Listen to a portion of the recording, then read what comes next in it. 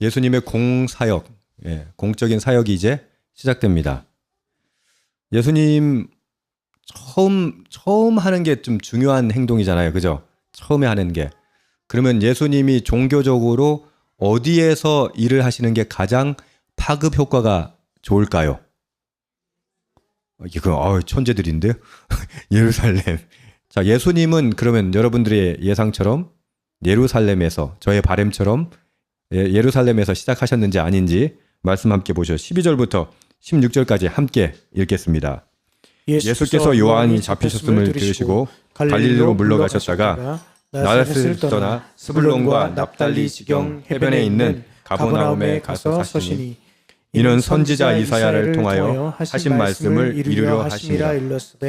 스불론 땅과 납달리 땅과 요단강 저편 해변길과 이방의 갈릴리여, 흑암에 앉은 백성이 큰 빛을 보았고 사망의 땅과 그늘에 앉은 자들에게 빛이 비치었도다 하였느니라. 아멘. 요한이 잡혔음을 들으시고 어디로 물러가셨다고요? 갈릴리로 물러가셨다라고 합니다. 여기서 잡혔다라고 말하는 페레도세는 단순히 체포됐다 이 얘기가 아니라 넘겨지다라고 하는 신적 수동태예요. 요한이 헤롯에게 잡힌 건 그건 하나님께서 넘겨주신 거예요. 여러분 어떻게 볼 때마다 어떻게 일이 이렇게 될 수 있어 라고 생각하지만 성경은 이렇게 얘기해요. 요한이 잡혀간 건 넘겨진 거예요. 누구에 의해서? 하나님에 의해서. 한 사람이 역사의 뒤안길로 물러가고 다른 한 사람이 중앙으로 나옵니다. 근데 그 중앙이 예루살렘이 아니라는 거죠. 오늘 예수님께서 어디로 물러가셨다고 합니까? 갈릴리로 물러가셨다라고 합니다. 여기 보면 여러분 잘 모르는 스불론과 납달리 지경, 그 다음에 요단 강 저편 해변길, 그리고 이방의 갈릴리 이렇게 표현했어요. 갈릴리가 이스라엘 아니에요? 그런데 이방의 갈릴리라고 표현합니다. 이거는 혐오의 표현이에요. 이방의 갈릴리라는 뜻이 뭐냐면 이방에 짓밟힌 갈릴리예요. 여기는 혼혈이 발생한 거예요. 기원전 733년 아수르의 침공에 의해 가지고 그 당시에는요, 반역을 막기 위해서 어떻게 하냐면 그 지역에 있는 사람을 아수르로 끌고 가요. 그리고 다른 지역에 있는 사람들을 그 지역에다 데려다 놓거든요. 그렇게 돼버리면 통일이 안 될 거 아니에요. 그래서 갈릴리 지역, 지금 말하는 이 지역은 어떻게 됐다? 이방의 갈릴리라고 불릴 만큼 혼혈이 되어 있고 사람들이, 이방인들이 많이 살았어요. 이방인 살았다는 얘기는 갈릴리 사람들은 혼혈도 많이 있었다는 얘기죠. 그래서 정통 예루살렘에 사는 사람들, 정통 유대인들은 갈릴리를 뭐라고 불렀다? 이방의 갈릴리라고 불렀어요. 이거는 경멸하는 표현이었습니다. 예수님께서 그런데 어디서 사역을 시작하세요? 예루살렘이 아니라 그 이방의 갈릴리. 이스라엘이 무너지기 시작한 그곳에서 예수님이 찾아오신 거예요. 예수님은 이스라엘이 실패한 바로 그 자리에서 회개를 선포하고 계십니다. 사역을 시작하십니다. 하나님은 바로 이 멸시받는 땅을 복음의 출발점으로 삼으셨습니다. 할렐루야. 이게 우리가 도무지 이해할 수 없는 지점이에요. 아니, 뭔가 파급성이 있으려면 어떤 대표적인 상징들 이런 데서 시작해야지. 도무지 있을 수 없는 일이 지금 벌어진 겁니다. 그러니까 예수님께서 사역하실 때 정통 종교 지도자들은 예수님 보고 뭐라고 얘기해요? 나사렛에서 어떻게 선한 것이 나겠느냐라고 말하는 거죠. 그러니까 말도 안 되는 곳에서 예수님이 사역을 시작하세요. 여러분, 하나님의 일하심은요, 여러분들이 예상하는 것과 전혀 달라요. 우리가 기대하는 것과 전혀 달라요. 왜요? 그것이 하나님의 일하시는 방식이기 때문입니다. 조건이 갖추어진 곳이 아니라 절망의 깊은 곳에 하나님은 빛을 보내십니다.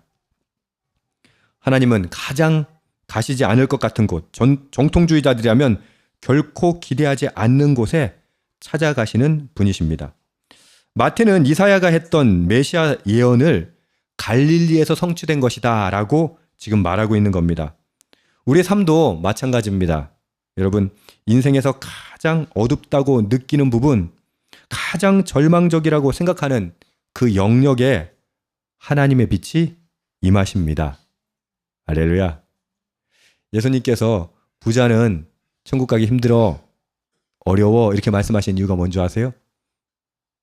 하나님의 빛은 가장 낮은 곳으로, 어두운 곳에 임하시기 때문이에요. 비추시기 때문이에요. 그럼 여러분, 우리가 자고하지 말아야 하는 이유가 뭐예요? 하나님 빛이 임하지 않아요. 그 목사는요, 진짜 조심해야 돼요. 왜냐하면 자기는 성경을 알고 있다고 생각하거든요. 하나님 뜻대로 살고 있다고 생각하거든요. 그런데 하나님은 어디에 임하신다고요? 가장 낮은 곳. 염려가 있고, 걱정이 있고, 고민이 있고, 상처가 있고, 절망이 있는 곳. 저는 여러분의 마음이 가난해지기를 축복합니다. 이게 제일 축복이에요.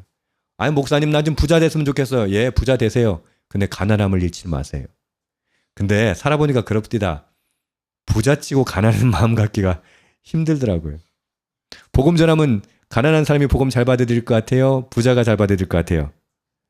예, 여러분들 아시죠? 참 재밌어요.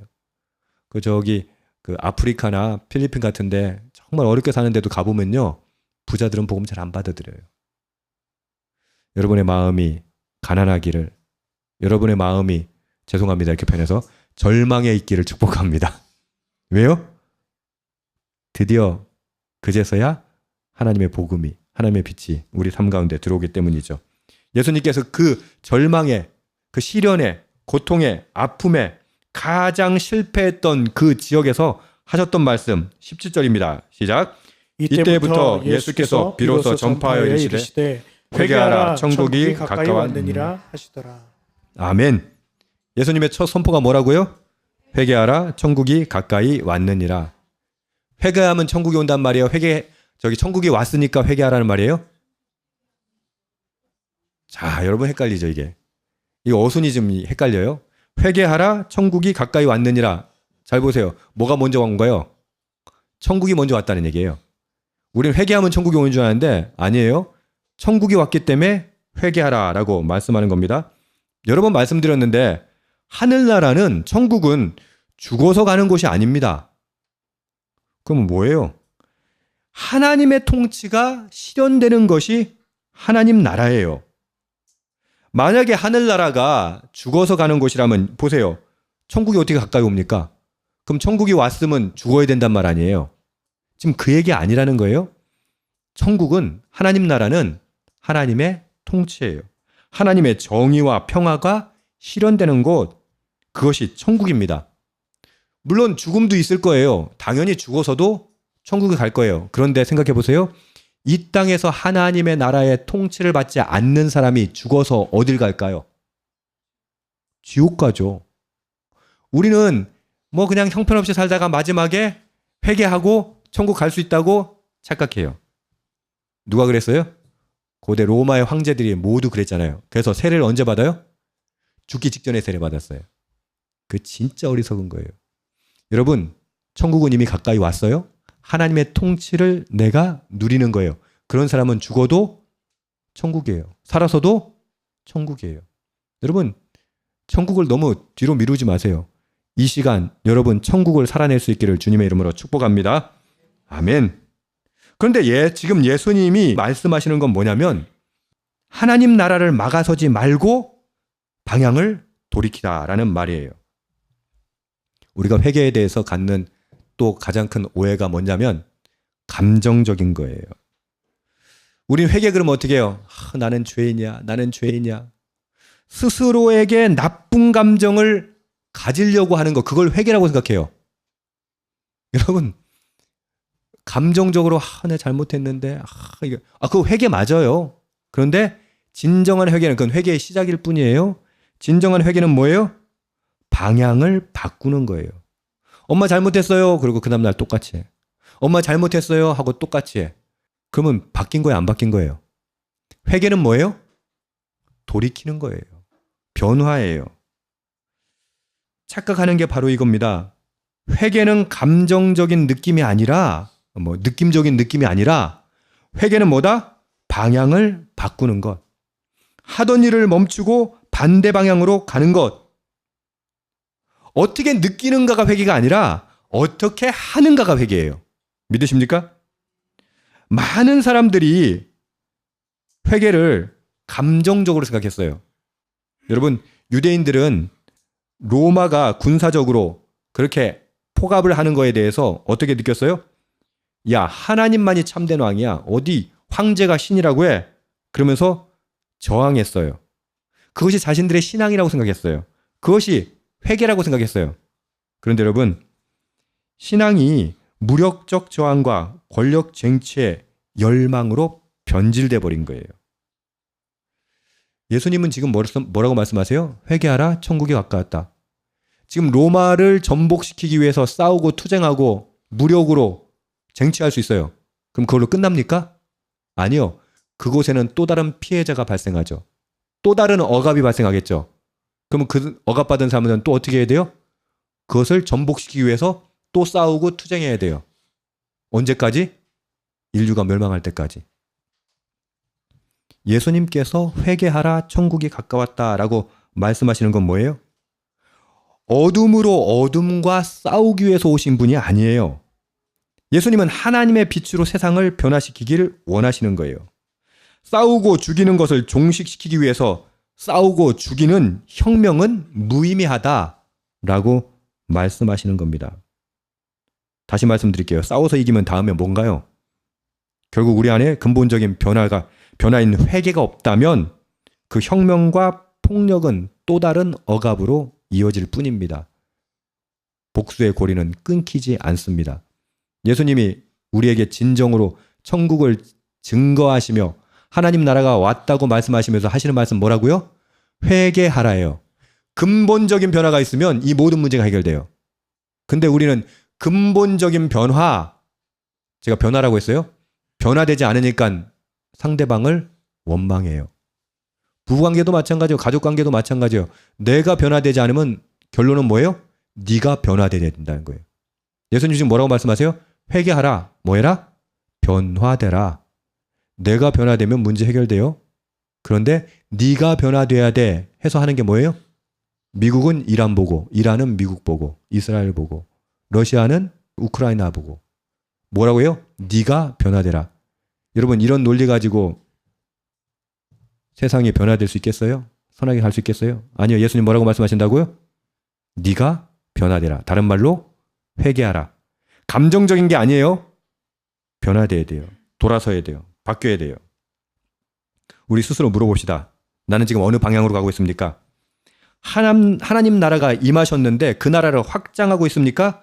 아니면 나의 증오와 분노와 두려움이 이끄는 방향으로 그 나라를 혹시 막고 있는 것은 아닙니까? 회개는, 다시 말씀드립니다. 회개는 감정의 문제가 아니라 방향의 문제입니다. 우리 18절부터 22절도 함께 읽겠습니다. 갈릴리 해변에 다니시다가 두 형제 곧 베드로라 하는 시몬과 그의 형제 안드레가 바다에 그물 던지는 것을 보시니 그들은 어부라. 말씀하시되 나를 따라오라. 내가 너희를 사람을 낚는 어부가 되게 하리라 하시니 그들이 곧 그물을 버려두고 예수를 따르니라. 거기서 더 가시다가 다른 두 형제 곧 세베대의 아들 야고보와 그의 형제 요한이 그의 아버지 세베대와 함께 배에서 그물 깁는 것을 보시고 부르시니 그들이 곧 배와 아버지를 버려두고 예수를 따르니라. 회개하라, 천국이 가까웠느니라 라고 말씀하신 예수님은 곧이어서 갈릴리 바다에 어부 4명을 부르십니다. 가버나움은 갈릴리 호수 연안에 위치한 어촌 마을이에요. 그래서 예수님이 부르시는 사람들의 직업은 뭐겠어요? 당연히 어부일 수밖에 없습니다.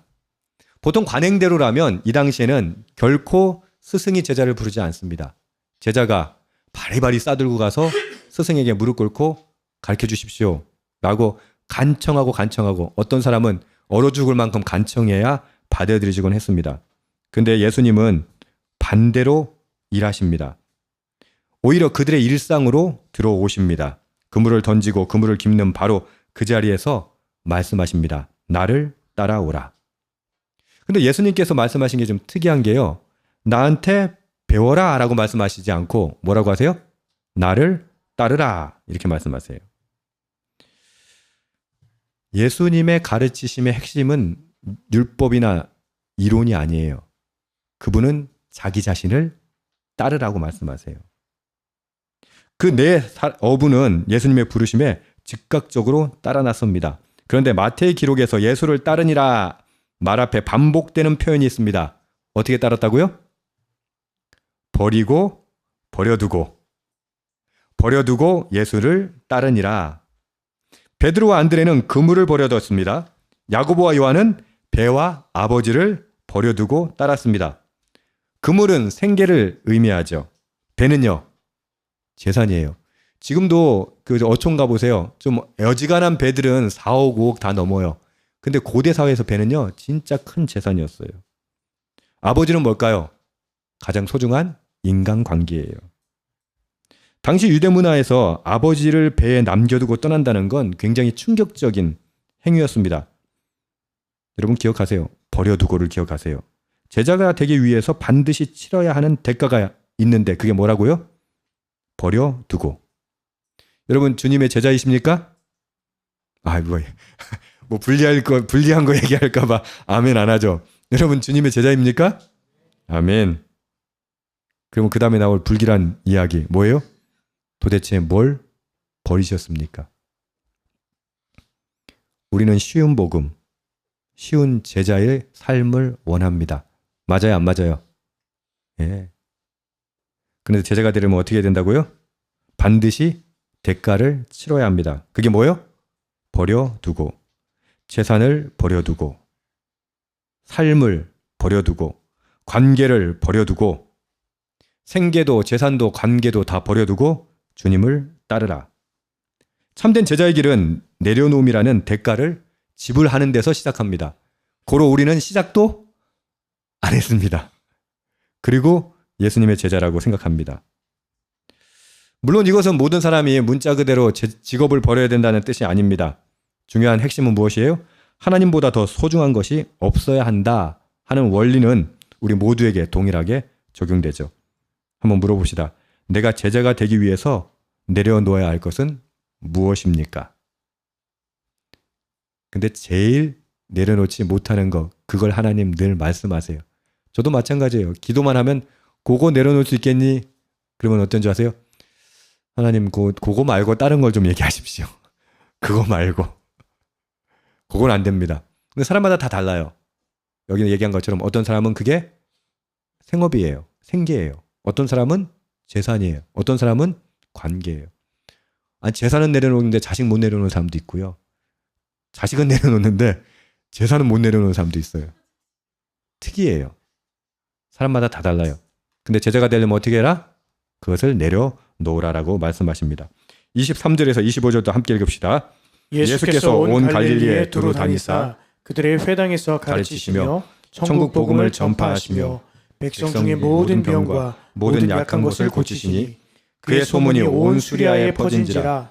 사람들이 모든 앓는 자 곧 각종 병에 걸려서 고통당하는 자, 귀신 들린 자, 간질하는 자, 중풍병자들을 데려오니 그들을 고치시더라. 갈릴리와 데가볼리와 예루살렘과 유다와 온 유다 강 건너편에서 수많은 무리가 따르니라. 아멘. 예수님은 갈릴리를 두루 다니시며 가르치시고 복음을 전파하시며 모든 병을 치유하셨습니다. 이 세 가지는 앞으로 전개될 5장에서 9장 전체에 대한 예고편입니다. 복음은 영혼의 문제만이 아닙니다. 육체의 질병을 치유하시고 귀신의 억압에서 해방시키셨습니다. 각종 병에 걸려 고통당하는 사람, 귀신 들린 자, 간질하는 사람, 중풍병자, 예수님께서 그들을 고치셨습니다. 치유는 새 창조가 시작된다는 표징이고 귀신 축출은 사탄의 나라가 하나님 나라 앞에 무너지고 있다는 증거입니다. 다시 말해서 육체적인 것도 우리의 문제도 주님 해결하세요. 근데 그것이 목적이 아니라 그것은 하나님 나라의 징표예요. 왜? 사람들은 그것이 보이지 않으면 도무지 믿지 않기 때문입니다. 그런데 문제는 이거예요. 그것만 따르는 사람이 있어요. 제가 기도원 사역 11년 했다고 했잖아요. 거기 가면 신유 기도원이라서 사람들이 막 나와요. 예. 말기 그래서 한 달도 안 남았다라고 하시는 분들도 와서 암이 나아요. 아니 병원에서 원인을 모르는 병인데도 기도하면 원인을 찾고 나아요. 근데 그걸로 끝내 분들도 많아요. 왜 우리에게 기적을 보여주세요? 징표를 보여주세요? 하나님 나라가 가까웠다는 걸 보여주기 위해서요. 근데 왜 이런 거 있잖아요. 학생들 중에 핵심은 안 짚고 왜 겉다리만 짚는 애들 있잖아요. 근데 우리 인생이 참 어리석어요. 뭔 줄 알아요? 병이 낫고 문제가 해결돼요. 우리 아까 가장 낮은 곳에 갈릴리에 임했다고 하셨잖아요. 그죠? 상처가 있고 아픔이 있고 고통이 있고 문제가 있는 곳에 하나님이 빛이 임했다고 했잖아요. 우리의 문제 가운데 하나님의 빛이 임하세요. 근데 사람들은 어떻게 해요? 빛이 임하셨다는 하나님 나라가 가까웠다는 거엔 관심이 없고 그 문제 해결하는 데만 관심이 있는 거예요. 그래서 시험 점수를 매길 때도 어떻게 해요? 찍어서 맞는 거 아싸 이러면서 좋아해요. 제가 학염이 어렸을 때 제일 가르쳤던 게 뭔지 아세요? 찍어서 맞은 건 부끄러워하거라. 찍어서 맞은 게 아싸면 걔 실력이 안 늘어요. 근데 우리 인생이 그래요. 뭐예요? 요행을 바래요. 행운을 바래요. 지금 중요한 건 뭐예요? 병 낫는 것도 중요해요. 하나님 그 관심 있으세요. 우리 문제 해결해 주시는 거 관심 있으세요. 근데 그보다 더 중요한 건 뭐라고요? 하나님 나라가 임했다는 거예요. 우리 2층 예배당 잘 지어지는 거 중요해요. 또 예쁘게 지어지고 또 이왕이면 근사하게 지어지는 거 중요해요. 또 안전사고 일어나지 않도록 또 여러분 꼭 기도해 주세요. 근데 그보다 더 중요한 건 뭐라고요? 하나님 나라가 임해야죠. 아니 예배당 뭐 멀쩡하게 지어놨는데 하나님 나라가 임하지 않는 예배당에 그게 무슨 의미가 있겠어요? 그래서 여러분들 다시 한번 꼭 부탁드릴게요. 안전을 위해서도 아름다운 예배당 지어지기 위해서도 또 함께 일하신 분들 위해서도 기도해 주세요. 근데 무엇보다 이 일을 통하여 하나님 나라가 이루어지도록 우리 조현석 집사님이 도와주실 텐데 이거 지으면서 하나님 나라가 집사님 인생 가운데 임하기를 축복합니다. 아멘. 그래요. 이 예배당 때문에 제가 하나님 나라가 임해 저한테 임하기를 여러분에게 임하기를 그렇게 해서 우리 공동체가 진짜 예배로 서기를 그러니까 앞뒤가 바뀌면 안 됩니다. 놀라운 일들이 일어나요. 치유를 통해서 하나님이 일하심이 드러나요. 그러니까 어떻게 하겠어요? 이 가버나움이라고 하는 작은 어촌에 사람들이 막 몰려드는 거예요. 그리고 기적이 일어나는 거예요. 놀라운 일들이 벌어지는 거예요. 근데 그 현상이 중요한 것이 아니에요. 하나님 나라가 임했어요. 그러니까 결국 어떻게 해야 된다? 회개해야 돼요. 하나님 나라가 임하면 어떻게 해요? 아까 얘기했죠. 내려놓게 돼요. 아니 엄청난 가치가 나에게 왔는데 왜 이 땅에서 그렇게 얼매이며 살겠어요? 여러분 하나님 나라가 임하기를 다시 한번 주님의 이름으로 축복합니다. 아멘. 문제는 이겁니다. 많은 무리가 몰려왔지만 모두가 제자가 된 것이 아니라는 거예요. 무리는 필요에 따라 왔다가 가는 존재예요. 하지만 제자는 예수님과 끝까지 함께합니다. 육체의 치유가 반드시 전인적 구원으로 이어지는 것은 아니라는 거예요. 여러분 기도에 응답 받았다고 해서 제자가 되는 건 아니에요. 여러분 교회 와가지고 내가 막 어떤 분들 간증하잖아요. 부자가 됐어요. 병이 치유가 됐어요.